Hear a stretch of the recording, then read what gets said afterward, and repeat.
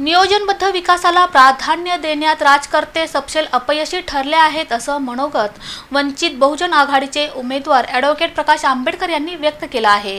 वंचित बहुजन आघाडीचे उमेदवार ॲडव्होकेट प्रकाश आंबेडकर यांनी बसपा गटनेते आनंद चंदनशिवे यांच्या निवासस्थानी सदिच्छा भेट घेतली। यावेळी चंदनशिवे परिवार तसंच प्रबुद्ध भारत तरुण मंडळाच्या वतीनं त्यांचं स्वागत आणि सत्कार करण्यात आला।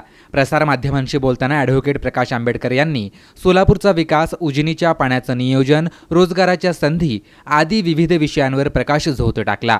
नियोजनबद्ध विकास करण्यात राज्यकर्ते सपशेल अपयशी ठरले असं सांगत वंचित बहुजन आघाडीचे संकल्प, ध्येय धोरणांची माहिती त्यांनी दिली।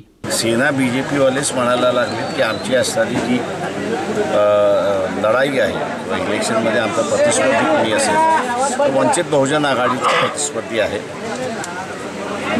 आणि त्यांच्याबरोबरच आमचं असणारं लढाई आहे असं त्यांनी म्हटलेलं आहे।